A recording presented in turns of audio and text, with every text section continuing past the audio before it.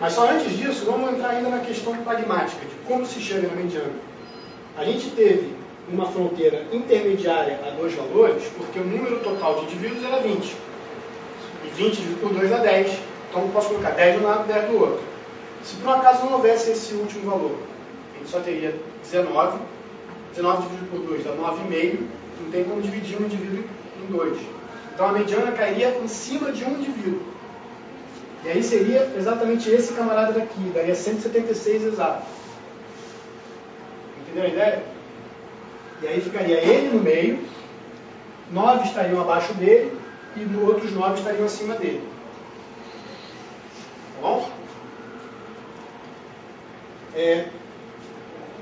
Então, nesse caso, em que realmente os dados são bem comportados, a mediana ficou bem parecida com a média. Mas, se por um acaso a gente tivesse alguns valores esdrúxulos, realmente, apareceu lá 4 anões, 4 indivíduos com 1 metro, sei lá, 1,20 m, digamos assim. Com certeza, o que ia acontecer com a média? Ia ser bem menor do que 177, concorda? Não precisa fazer a conta, a gente já tem essa ideia, intuitivamente a gente vê que eles iam trazer a média mais para baixo. Sim? Não, a média é cair. A média é cair. E a mediana? Também. Depende. Não, só os 4. Não, são os 4 não. Então, 20 seria 10, 10 para um lado, 10 para o outro, e a média seria a mediana continuaria sendo. Quer dizer, a mediana não ia sair do lugar. Não ia sair. Ia ser 176,5. Olha só, pessoal, como é que a gente chegou na mediana? Imagina que esses 4 aqui fossem 1,20 m. A mediana ia continuar aqui, entre 176 e 177. Essa é a grande vantagem da mediana, é o fato dela ser uma medida robusta.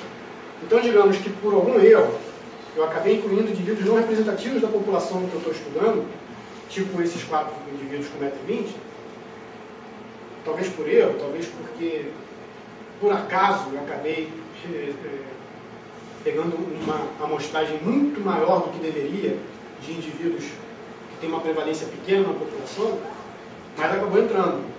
A média ia ser bem afetada por isso, e a mediana não. Então a gente diz que a mediana é uma medida robusta, enquanto que a média não. A mediana é mais robusta do que a média. Então, quando os dados são mal comportados, ou a gente não tem muita confiabilidade com relação a eles, talvez seja melhor utilizar a mediana. Mais para frente a gente vai vendo algumas questões também de mediana e moda, mas só para vocês terem uma ideia, se a gente tivesse um conjunto de indivíduos muito grande, digamos, infinitamente grande, existiria um caso em que a média, a moda e a mediana coincidiriam. Esse caso é se essa população de indivíduos fosse gaussiana. Por quê? Porque na gaussiana, realmente, quem é o pico daquela curva, a gente vai ver mais para frente. Ela vai cair exatamente em cima da média. Só que essa curva, ela é simétrica em relação à média. O número de indivíduos que está abaixo desse pico é 50% do total, e os que estão acima desse pico também é 50% do total, porque essa curva é simétrica. Tá? Então, se esse pico é a média, esse pico também vai ser a mediana, porque 50% está de um lado e 50% está do outro. Então a média e a mediana coincidiram.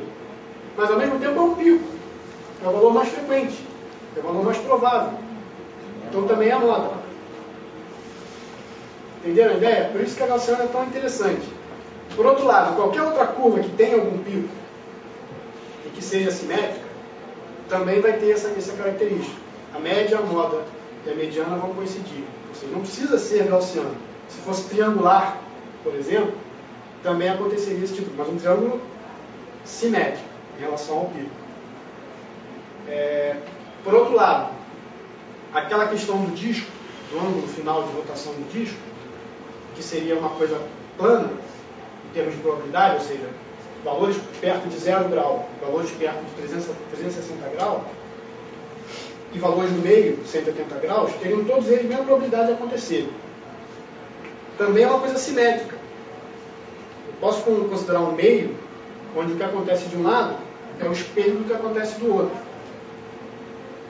Entendeu? Embora não tenha nada desenhado aqui, mas essa ideia se eu tenho um retângulozinho, eu posso encontrar um lugar para colocar um espelho no meio do retângulo e não preciso nem olhar o que está atrás do retângulo, basta olhar a imagem do espelho, que vai ser exatamente o que está atrás. Ou seja, também seria uma coisa simétrica. Nesse caso, a média e a mediana também coincidiriam, só que ele não teria moda, porque é tudo igualmente provável. Então sempre basta ser simétrico para que a média e a mediana coincidam. E se além de simétrico, essa simetria se der em torno de um pico, nessa curva de distribuição, de valor de probabilidade, essa distribuição a gente vai ver mais para frente, essas curvas, mas intuitivamente, principalmente com base na gaussiana, a gente já tem isso razoavelmente conceitualizado.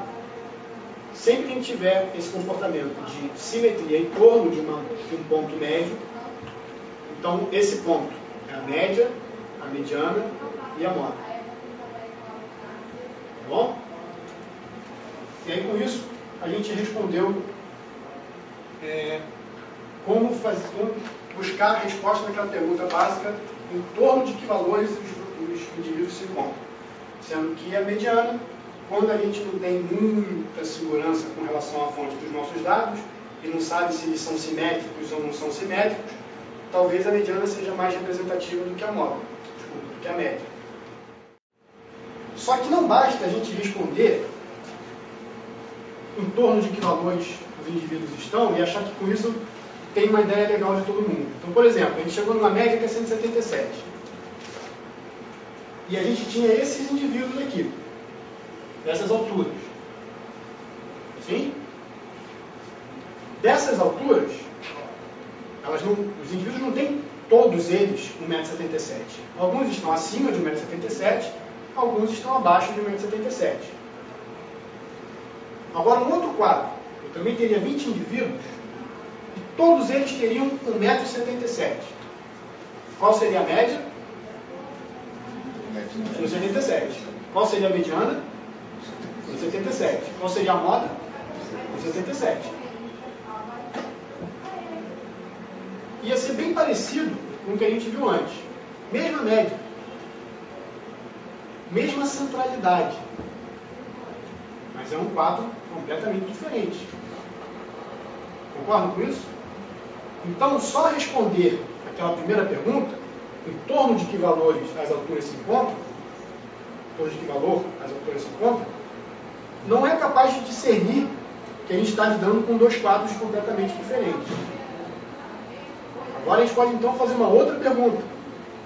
Em torno daqueles valores, os indivíduos são dispersos ou são concentrados em cima da média?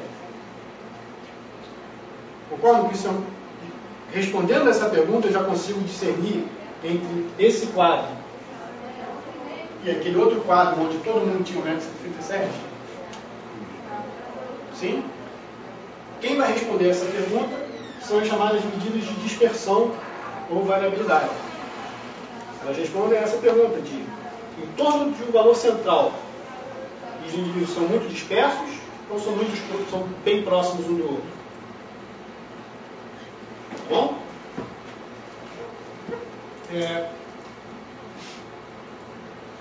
E para responder também a essa pergunta, a gente deveria ter uma resposta que dissesse o seguinte: olha, para aqueles indivíduos onde todos eles têm 1,77 m, ou seja, não tem dispersão, todos são iguais, eu tenho que ter uma medida que dê zero.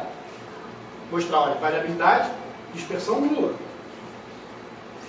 E, para indivíduos que são mais afastados da média, tem um valor maior do que zero. Se eu pegasse um outro grupo de indivíduos ainda mais afastados da média, tipo, o mais baixo tivesse 1,40 m e o mais alto tivesse 2,20 m, tivesse uma distribuição mais ampla, mais dispersa em relação ao 1,77 m, essa medida de dispersão teria que ser ainda maior. Ou seja, quanto maior a medida de dispersão, para ela ser uma medida de dispersão boa, ela significa que os indivíduos estão realmente mais, eles divergem mais daquele valor central. Sim? 3 medidas a gente vai ver que refletem esse tipo de coisa. Aqui, na verdade, são 2, mas contam como uma só. A terceira está no outro slide. Então, a primeira é o desvio absoluto médio. A segunda é a variância, cuja raiz quadrada é o desvio padrão, a gente já vai ver daqui a pouco. E o terceiro é a chamada distância interquartil, que a gente vai ver também, não é nada difícil, é razoavelmente tranquilo. Não vamos nos ater muito a essas formuletas, tá? Mas a ideia é o que mais importa. O que é o desvio absoluto médio? É o valor médio dessas distâncias dos indivíduos em relação à média. Então vamos lá. Aqui estão os 20 indivíduos. A média deu quanto? 1,77. Né? Então esse indivíduo está 4 centímetros abaixo da média. Então ele está distante da média de 4. Não importa o sinal. Daí aqui na formuleta a gente colocar um sinal de módulo. A gente tira o sinal. Seja abaixo da média, seja acima da média, ele está distante da média. O que importa é a distância. Não importa se é para baixo ou para cima. Esse daqui, 1,63, está 14 centímetros distante da média. Esse aqui, 1,77, está em cima da média. E assim vai. Então eu tenho 20 valores de distância. Basta tirar o sinal de menos quando houver. Soma tudo e divide por 20. Eu tenho a média das distâncias em relação à média. E aí deu 100 dividido por 20, 5 centímetros. Então, como interpretar esses 5 centímetros? Olha, a média deu 1,77. Existem alguns indivíduos próximos da média. Tem alguns em cima da média. Alguns próximos dela, acima, maiores do que ela. Alguns próximos da média, só que menores do que a média. Alguns distantes da média, acima. Alguns distantes da média, abaixo. Mas, em média, eles se separam da média 5 centímetros.